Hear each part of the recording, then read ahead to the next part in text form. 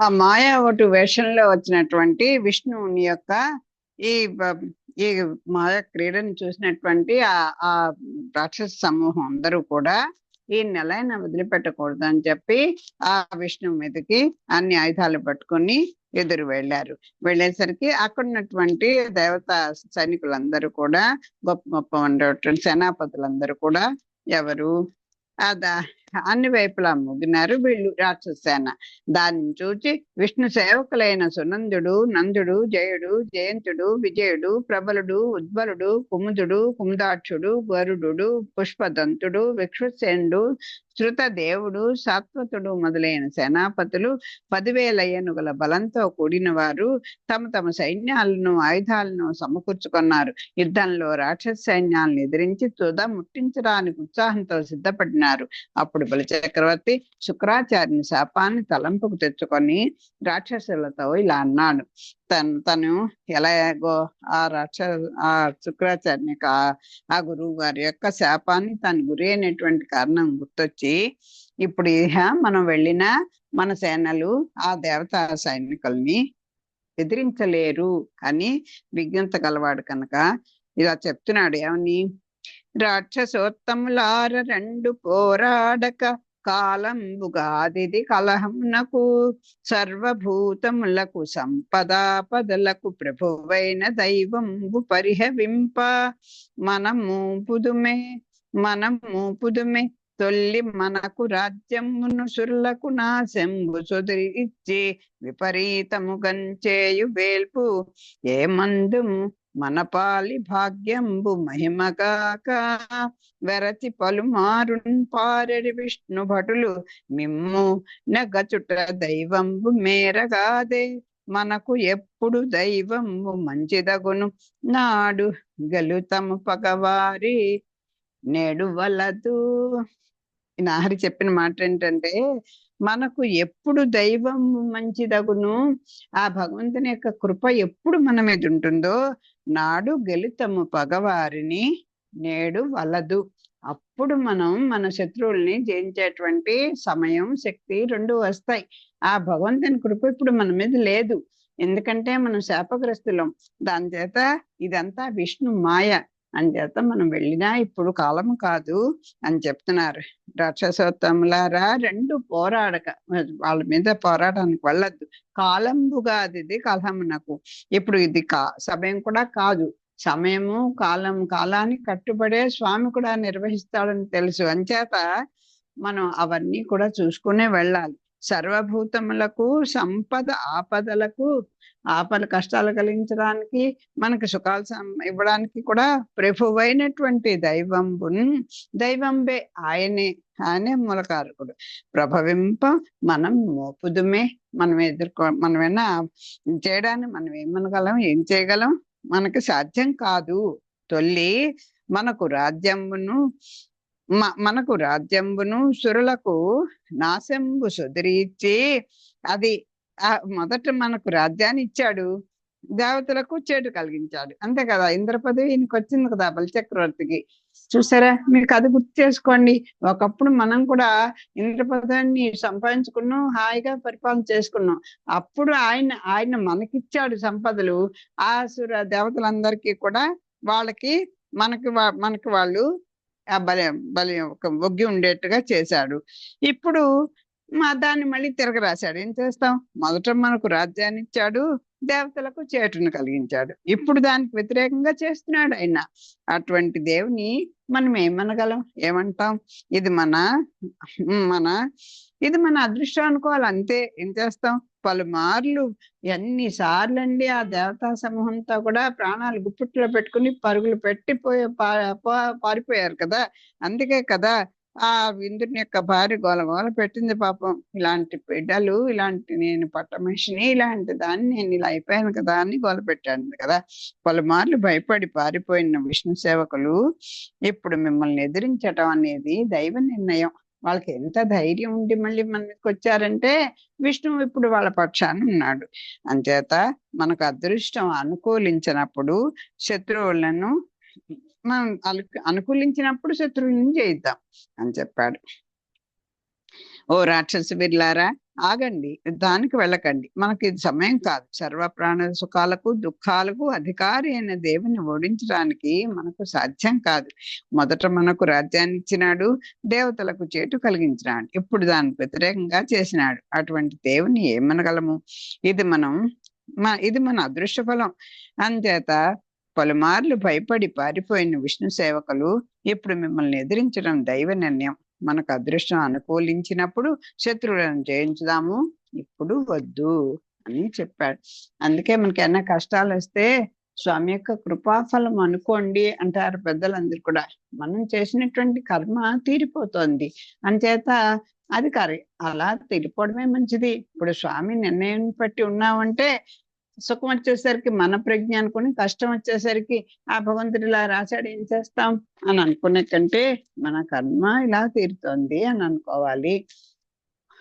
పలు దుర్గంబులు సచివులు బలములు మంత్ర ఔషధములు బహుసేముషియున్ కలిగయు సామోపాయంబులన్ కాలమెరింగి నుపుండు పొరుటయొప్పున్.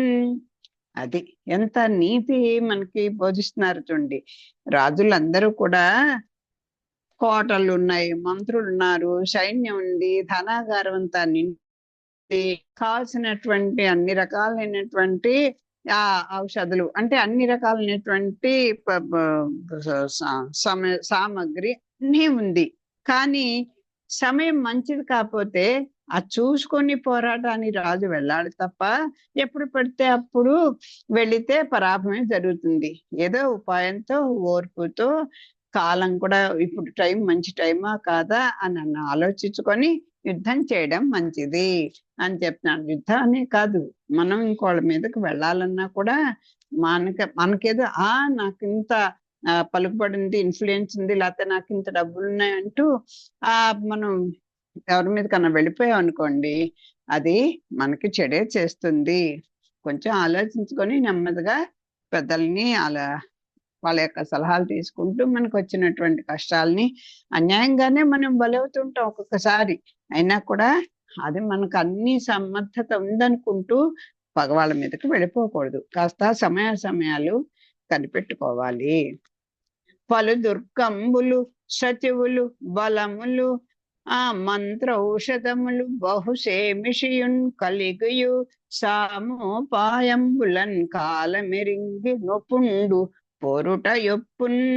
అంతేగాక రాజైన వాడు పెక్కు కోటలు, మంత్రులు, సైన్యాలు, మంత్రాలు, ఔషధులు, తెలివితేటలు ఉన్నప్పటికీ కాలాన్ని గమనించి ఓర్పుతో ఉపాయంతో యుద్ధం చేయడం మంచిది అని ఈ రకంగా చెప్తున్నారు తన సైన్యానికి బలిచక్రవర్తి.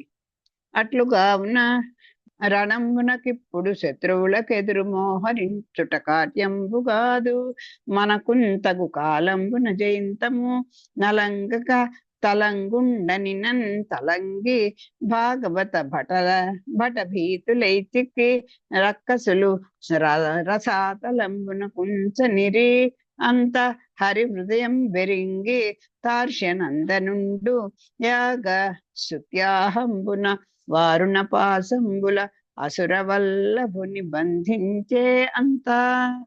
ఇప్పుడు శత్రువులతో యుద్ధాన్ని పూనుకోవడం తగదు, మనకు అనుకూలమైన సమయంలో గెలవవచ్చు, అనవసరంగా శ్రమ పడకుండా తొలగిపోండి అని బలిచక్రవర్తి పలిగినాడు. అప్పుడు విష్ణు భటులకు భయపడి రాక్షసులు రసాతలానికి వెళ్ళిపోయారు. అటు పిమ్మట ఏకంలో సోమపానం చేసే చివరి దినాన్న విష్ణువు అభిప్రాయం తెలుసుకున్న గురుడు బలిచక్రవర్తిని వరుణ పాశాలతో బంధించాడు. అసలు ప్రశ్న ఇదే కదా, అసలు ఏమి అపకారం చేయనటువంటి వాడు, నిర్దోషి అయినటువంటి ఆ బలిచక్రవర్తిని దానం అడగడానికి వెళ్ళి విష్ణువు ఎందుకు ఆయన్ని బంధించాడు అన్న ప్రశ్నకే కథంతా చెప్పుకొస్తున్నారు. బాహులు పదములు గట్టిన శ్రీహరి కృపగాక ఏమి చేయుదునని సందేహింపక బలి నిలిచెను ఆహారవముసగే దిశదిగంతములందున్. చేతులు కాళ్ళు కట్టివేయగా బలిచక్రవర్తి సంకోచం లేకుండా మౌనం వహించినాడు. ఇది విష్ణువు దయ, దీనికి ఏమీ చేయలేను అనుకున్నాడు. చూడండి, దయ అనుకున్నట్ట. అప్పుడు కూడా అయ్యో ఇంత మోసం చేశాడు, ఏం చేస్తాం అనుకోలేదండి. ఏమిటో దైవ నిర్ణయం అంతే. ఆయన మరి దైవం నా మీద ఆగ్రహమో నిగ్రహమో తెలియదు అన్నట్టుగా ఆ ఫలితాన్ని భగవంతుని మీదకి వదిలేశాడు. కట్టేశాడు కదా అని తిరగబడలేదు, దూషించలేదు, ఏమీ అనలేదు.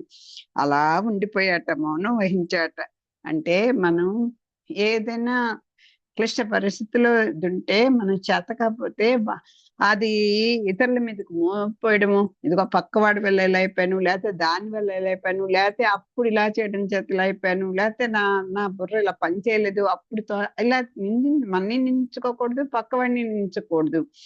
అలాగా మన అన్ని రకాలుగా మనం ఉడిగిపోయినప్పుడు భగవంతుని భారం వేసి ఫలితాన్ని ఆయన మీదకి వదిలేయాలి. ఇప్పుడు ఆ స్థితికి వచ్చాడు బలిచక్రవర్తి. అందుకే తన కాలం ఇప్పుడు కాదు, దైవ కృప మనకు లేదు, ఇది మన సమయం కాదు అంటూ విరాధి విరులైనటువంటి అసుర గణాన్ని కూడా ఆపేసి ఆ భగవంతుని యొక్క మాయా విలాసాలు పరత్వము అన్నీ తెలిసిన వాడు కనుకే అలా ఉన్నాడు. అది తెలిసినప్పుడు మనకి ఇంకా వేరే ఆలోచన రాదండి. పాజిటివ్ థింకింగ్ అంటే ఏమిటి, అదే ఏమో ఎందుకు జరుగుతుంది కానీ అనుకుని ఒక్క నిమిషం తల ఉంచామంటే అన్నిటికీ పరిష్కారం దొరుకుతుంది. ఐశ్వర్యం నశించిన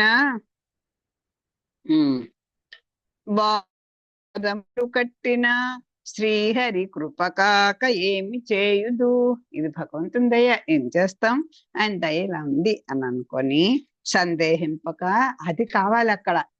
ఏమిటి, ఏం నటన అయినా ఇది అనుకోవాలా, ఇది అనుకో, సందేహం కూడా లేదు, ఏమి సందేహింపక బలించాడు. మహా విశ్వాసంతో ఏం చేస్తావో చేయనైనా అనేటువంటి రక్షించేవాడు ఆయనే, నన్ను అంతం చేసేవాడు ఆయనే. అదే కదా చెప్పాడు, దైవకృప లేకపోతే మనం ఎదురు తిరిగినా ఏం అవదు అని గ్రహించిన వాడు కనుకే ఏమీ సందేహించకుండా అలా ఉన్నాడు అన్ని వైపుల్లోనూ. కానీ మిగతా వాళ్ళు ఊరుకోరు కదా, అన్ని వైపుల నుంచి ఆహాకారాలు చెల్లరేగాయి. సంపద చెడియును దైన్యమున్ కంపంబును లేక తొంటి కంటెను పెంపున్ నెరుకయు ధైర్యము వంపని సురవైరించూచి ఒటుండిట్లనియన్. ఎట్లా ఉన్నాడో చూడండి చెప్తున్నాను. సంపద పోయింది, అలాంటి వాడి మొత్తం ఐశ్వర్యం అంతా కూడా మొత్తం నశించింది, ఏమీ లేదు ఆయనకంటూ. లేకపోయినా దైన్యము కంపంబును లేక, ఎక్కడ కంపం అంటే శరీరం వణుకుపోయి ఏమైపోతున్నాను ఏమిటి నా బతుకేమిటి అనేటువంటి ఆ తల్లడపాటు లేదు, అయ్యో పోయింది అనేటువంటి విచారము లేదు, రెండూ లేకుండా తొంటి కంటెను పెంపున్ నెరుకయు ధైర్యము వంపని. అంతకంతకి ఆయన యొక్క ధైర్యం అంతా కూడా, ధైర్యము ఆ ప్రకాశం కూడా, ఆ ఒటు ఎలా అయితే అంతంతలా అయిపోయాడో ఈయన యొక్క ధైర్యం కూడా, ధైర్యము ఒక ప్రకాశం కూడా అలా పెరిగిందిట. అటువంటి ఆ సురవైరిని చూసి ఆ ఒటు మాయా ఒటు ఇలా అంటున్నట్ట. ఐశ్వర్యం భావం చేస్తాను. సంపద చెడియును ధైర్యమున్ కంపంబును లేక తొంటి కంటెను తెంపున్ నెరుగయు ధైర్యము వంపని సురవైరించూచి ఒటుడిట్లనియన్. ఐశ్వర్యం నశించిన బలిచక్రవర్తిలో దీనత్వము కంపము కలగలేదు. అంతేకాక వెనుకటి కంటే గౌరవము, తెగువ, జ్ఞానము, ధైర్యము అధికమైనవి. అప్పుడు బలిచక్రవర్తిని చూసి వామనుడు ఇట్లా అన్నాడు. తెంపు అంటే ఎంత తెగించాడండి, అంటే ఒక ఏమైతే అవని అంటే ఒక తెగువ, అలాంటి దీనికి వచ్చేసాడు. జ్ఞానం కూడా వచ్చింది. జ్ఞానం అంటే ఏంటి, అది మనం శేషభూతులం, మనం రక్షించేవాడు, మన ఆపదల్ని మనం పోగొట్టుకోవడం, ఇవన్నీ మనకు రక్షణ మంది కాదు అని తెలుసుకోవడమే జ్ఞానం కదా.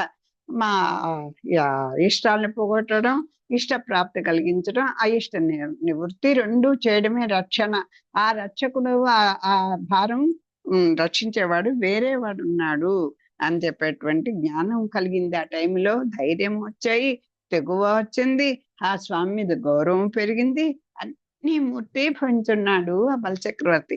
ఆయన చూసి వామనుడు ఇలా అంటున్నట్ట, దానవ త్రిపద భూములన్ విత్తునంటివి ధరణించంద్రార్కులెందాక నుందురు, అంత భూమియును ఒక్క అడుగయ్య నాకును, స్వర్లోకమును ఒక్క చరణమయ్యే, నీ సొమ్ము సకలంబు నేడు రెండడుగులు కడమ పాదమునకు కలదే భూమి, ఇచ్చదనన్నర్థమీని దుర్మాదురాత్ముండు నిరయంబున్ పొందుట నిజముగాదే, కాన దుర్గతికి కొంతకాలమరుగు కాక ఇచ్చదవేని వేగంబు నాకు, ఇప్పుడు మూడవ పదమునకిమ్ము చూపు, బ్రాహ్మణాధీనములు త్రోవ బ్రహ్మ వశమే.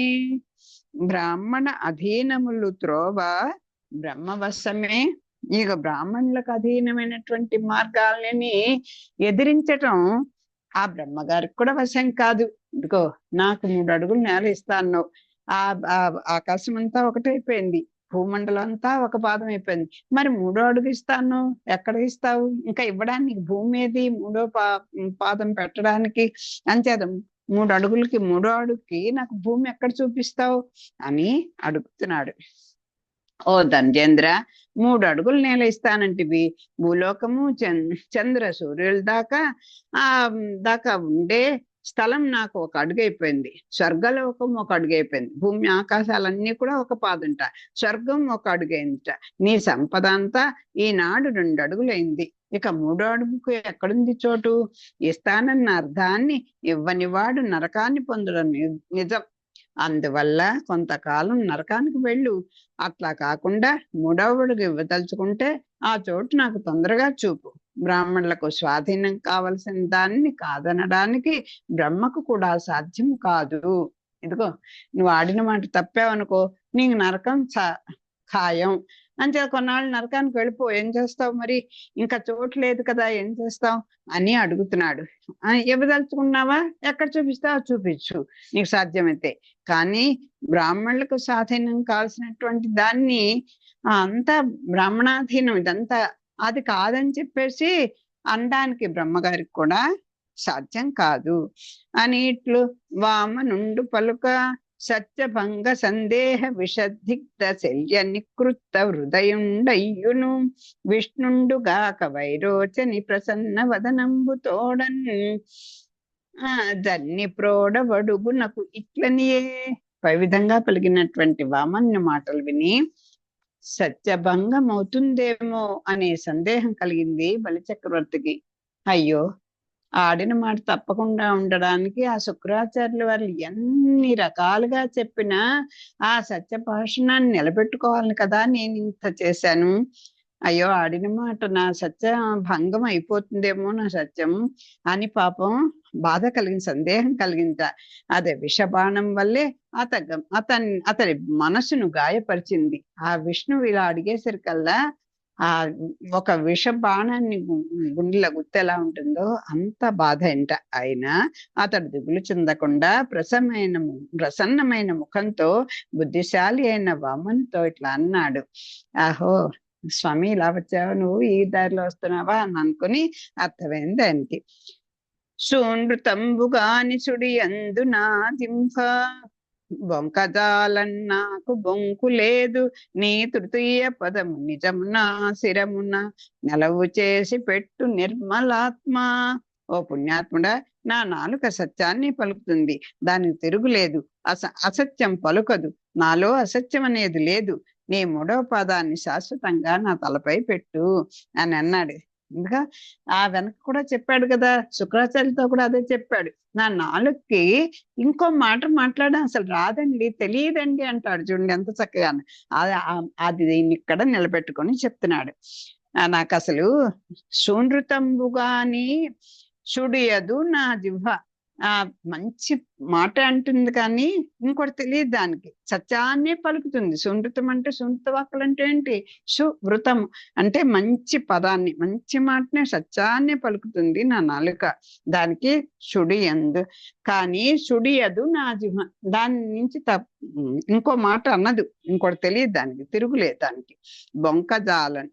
నేను అబద్ధం పలుకదు నా నాలుక. నాలో నాకు బొంకు లేదు. నాకు అసత్యం అనేదండి, బొంకు అంటే అసత్యం. అసత్యం చెప్పడం అనేది నాకు లేదు, నా నాలుక అసలే తెలీదండి అన్నట్టు చెప్తున్నాడు.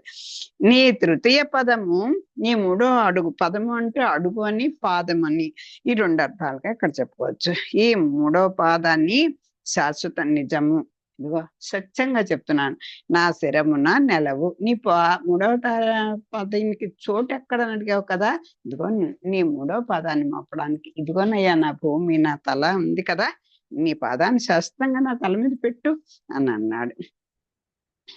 నిరయమునకున్ ప్రాప్త నిగ్రహంబునకును పదవిహీనతకును బంధమున కర్ణభంగం అర్థభంగమునకు అఖిల దుఃఖమునకు వెరవా దేవా బొంక వెరచినట్లు. ఎంత చక్కనిది చెప్పాడు చూడండి. నేను స్వామి అసత్యం పలకడానికి నేను భయపడినట్లు నరకానికి గాని, ఇప్పుడు కలిగిన ఈ శిక్ష గాని, గొప్ప పదవి పోయినందుకు గాని, చెరసాలకు గాని, ఐశ్వర్యం నశించినందుకు గాని, ఎటువంటి కష్టాలకు గాని భయపడను.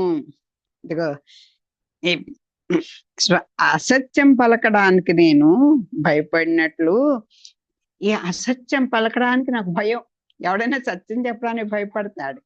తెలిస్తే అసత్యం చెప్పాం అనుకోండి, అవతల వాడు ఎక్కడ మన్ని సరే అటు నుంచి రాగానే అంతం చేసేస్తాడేమని భయపడతాడు.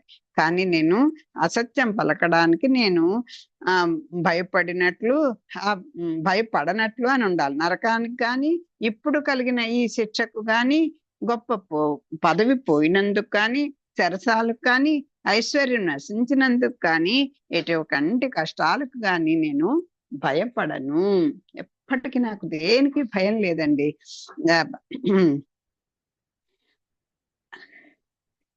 అని అదిను గాక తల్లిదండ్రులు అన్నదమ్ములు చెలికాండ్రు గురువులు శిక్షంపన్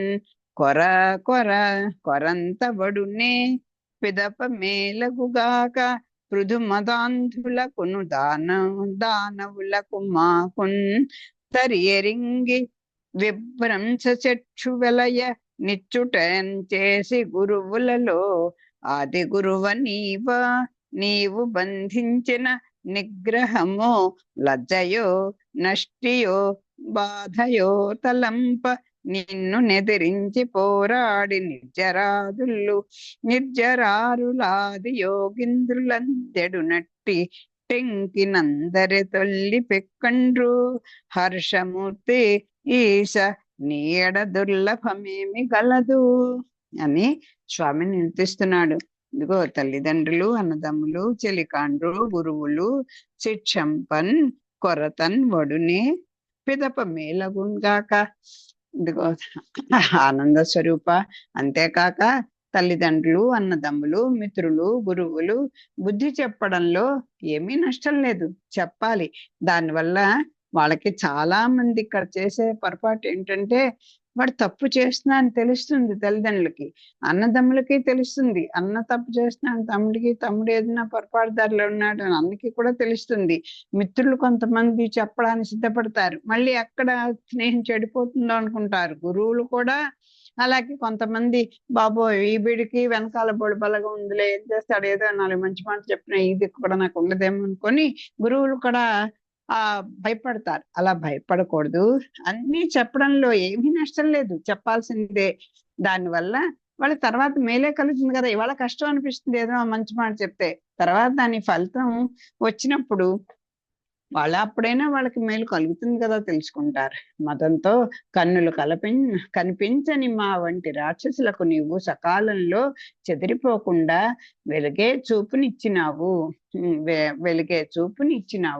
ఇదిగో మీ అజ్ఞానంలో పడి కొట్టుకుంటున్నాం, తమస్సులో ఉన్నాం.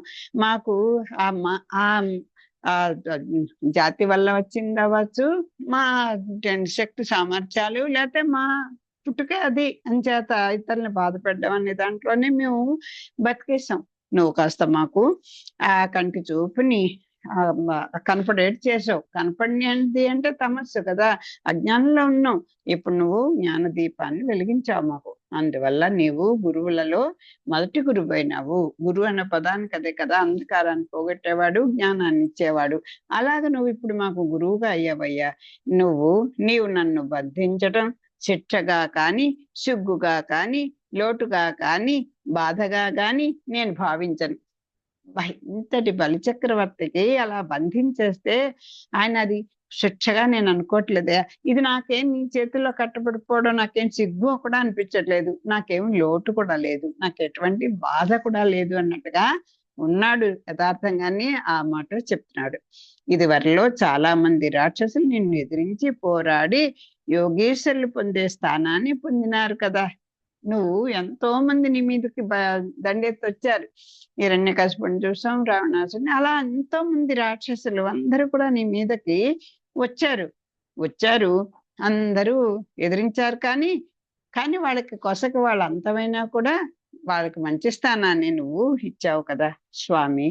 నువ్వు ఇవ్వలేనిది ఏముంటుంది అంటే, నేను కూడా నీ మీదకి దండెత్తాలని వచ్చాం, కానీ మేము చేసిన ఆ అజ్ఞానం తొలగిపోయింది, నాకు ఇప్పుడు జ్ఞానం కలిపింది, నన్ను కూడా ఆ యోగేశ్వరుని ఎక్కడ ఏ స్థానంలో ఉంచావో అలాంటి స్థానాన్ని నాకు అనుగ్రహించు అని ఇండైరెక్ట్ గా అడుగుతున్నాడు. చెలియే ముచ్చువు చుట్టమేయముండు సంసేవార్థులే కింకరుల్ శిలలంచేసెనె బ్రహ్మ తన్ను దొడమే జీవంబు ఓ చెల్లరే చలితం బౌట ఎరుంగక ఈ కపట సంసారంబు నిక్కంబుగాన్ తలంచున్మూఢుడు సత్యదాన కరుణా ధర్మాది నిర్ముక్తుండై. అయ్యో, మృత్యువు ఆప్తమిత్రం కాదు, యముడు దగ్గర చుట్టము కాదు, సేవకులు భక్తితో సేవించాలనుకునే బుద్ధిమంతులు కారు, ప్రాణము శాశ్వతము కాదు, ఈ శరీరాన్ని బ్రహ్మ రాళ్లతో మలచలేదు. అయినా మూర్ఖుడు సత్యము, దానము, దయా, ధర్మము మొదలైన వాటిని వదిలేస్తున్నాడు. ఈ మాయా సంసారాన్ని సత్యమని భావిస్తున్నాడు. కానీ ఇప్పటికీ ఈయనకి జ్ఞానోదయం కలిగింది. ఇన్నాళ్ళు కూడా ఇవన్నీ చుట్టాలు అని అనుకొని వాళ్ళ కోసం వాళ్ళ వల్లే మనం కష్టాలు పొందుతాం అనుకుంటూ, లేదా వాళ్ళ మీదే ప్రేమలు పెంచుకుంటూ అన్నీ చేసుకుంటున్నాం. ఎవరు ముత్యువు మనకు మిత్రుడని ఎవరు అనుకుంటారండి? అంచేత ఆ ముత్యువు ఆప్తమిత్రం కాదు, మనకు ఆ మిత్రుడుగా ఎప్పుడు ఉండేవాడు కాదు, యముడు దగ్గర చుట్టము కాదు, సేవకుల భక్తితో సేవించాలనుకునేటువంటి బుద్ధిమంతులు కారు, ప్రాణం కూడా శాశ్వతం కాదు. అంటే ఈ శరీరాన్ని బ్రహ్మేమి రాళ్లతో మలచలేదు. అయినా కూడా మూర్ఖుడు సత్యము, దానము, దయా, ధర్మం మొదలైన వాటిని వదిలేస్తున్నాడు. ఈ మాయా సంసారమే సత్యమని భావిస్తున్నాడు. అంటే మృత్యువుకు భయపడిపోతారు కొంతమంది. అలాగే భక్తితో సేవిస్తారు ఈ సేవకులు అని భ్రమిస్తాం, అది కూడా కాదు. ప్రాణం కూడా శాశ్వతం అనుకుంటాం, శాశ్వతము కాదు. ఇదేంటి, యముడు మనకేం దగ్గర చుట్టం ఏంటండి, వాడు వచ్చి తీసుకుపోవడానికి అన్నంటే అది కూడా మనం తెలుసుకోలేము, దగ్గర చుట్టమే. ఎప్పుడు వచ్చి గబుక్కున పక్కన చేరతాడో తెలీదు. మృత్యువు కూడా అంతే. ఇవన్నీ ఇది తెలుసుకోలేక ఈ దానము, సత్యము, దయా, ధర్మం అనేటువంటి మాటల్ని మర్చిపోయి ఈ మాయా సంసారమే సత్యం అనుకుని జీవుడు బతుకుతున్నాడు. ఇది మన ప్రస్తుత జీవన విధానము. ఈ బద్ధ జీవుల యొక్క ప్రవృత్తి ఇలా ఉంటుంది అని చెప్తున్నారు. చుట్టాలు, దొంగలు, సుతులు, పుణ్య రుణస్థులు, కాంతలు, సంసార కారణములు, ధనముల స్థిరములు, తనువు అతి చెంచల గార్యార్థులన్యులు కడచుకాల ఆయువు సత్వరమైశ్వర్యమతి శీఘ్రమని కాదే తమ తండ్రి నతకరించి మా తాత సాధు సమ్మతుండు ప్రహ్లాదుండు నీ పాద కమలంబు నియతించేసే భద్రుండతనికి మృతులేని బ్రతుకు గలిగే వైరులై కాని తొల్లి మావారుగాన అర్థివై వచ్చి నీవు నన్నడుగుటెల్లా పద్మలోచన నా పుణ్య ఫలముగాదే. ఇదిగో పైన చెప్పినవన్నీ కూడా, ఇవన్నీ కూడా అశాశ్వతాలు. ఆ ఇక కొంతకాలం ఉండేవే. దాని నిత్యమైనటువంటి సంపదలు అంటే ఐశ్వర్యం అంటే సంపదను కాదు, సుఖాన్ని ఇచ్చేవి, ఆనందాన్ని ఇచ్చేవి కాదు అని తెలుసుకున్నారు కనుకే మరి ఈయన తండ్రి దగ్గరికి దేవతలందరూ కూడా బ్రాహ్మణుల వేషంలో వస్తే నీ ప్రాణాలని దానం ఇమ్మని అడిగితే ఇచ్చేసారు కదా అని తండ్రి. అలాగే ప్రహ్లాదులు కూడా అలాంటి వాళ్ళందరూ కూడా ఉన్నారు కదా. నువ్వు కూడా ఇప్పుడు నువ్వు వచ్చి నన్ను 3 అడుగులు నేల అడిగావు అంటే, పద్మలోచన, నా పుణ్య ఫలము కాదేది? నీ ఎంత పుణ్యం చేసుకున్నానయ్యా. నీ ఎప్పుడో చేసుకున్నట్టు ఇంతో అంత లేసా మాత్రం పుణ్య ఫలం వల్ల కదా నువ్వు వచ్చి నన్ను దానం అడిగావు అని చెప్పుకుంటున్నాడు. పుణ్యాత్ముడైన మా తాత ప్రహ్లాదుడు చుట్టాలు దొంగలు మనం నేర్చుకోవాల్సినటువంటి విషయాలు. కొడుకులు అప్పుల వాళ్ళు, అంటే ఎంత ఇచ్చినా ఇంకా నాకు రుణపడే ఉన్నావు, ఇంకా నాకేమి లేదు అంటూ ఉంటారు. అప్పుల వల్ల పిక్కు తింటారు. భార్యలు ముక్తిని దూరం చేశారు. ఏంటండి ఎప్పుడు చేతస్థంగా ఏదో పారాయణలు అంటూ అవంటూ ఇవంటూ ఎప్పుడు చూసినా వేదాంతం చెప్తారు. ఓ సుఖం లేదు, ఓ సినిమాలు లేవు, షికారు లేవు అంటూ తిడతారు. అంచేత అంటే ఏంటి, ముక్తి ధర్మార్థ కామాలకే పోరాటం చేస్తుంటారు ఈ భార్యలు. మోక్ష దృష్టి వాళ్ళకి లేదు, మాకు కూడా ఉండేవారు. సంపదల ఇవి అసలు నిలకడలేవు. ఎప్పుడు పైకి ఎక్కుతామో ఎప్పుడు డామం కింద పడతామో అవి తెలియదు. ఈ శరీరం కూడా అంతే, ఏ క్షణాన్ని పడిపోతుందో అది తెలియదు. సరే, ఇంకా వివరంగా రేపు చెప్పుకున్నాం. స్వస్తి ప్రజాభ్య పరిపాలయంతాం న్యాయేన మార్గేణ మహిమహింసాః గోబ్రాహ్మణేభ్యः శుభమస్తు నిత్యం. లోకాః సమస్తాః సుఖినో భవంతు. మంగళం కౌసలేంద్రాయ మహిమ్నాప్తయే చక్రవర్తి తనూజాయ సార్వభౌమాయ మంగళం.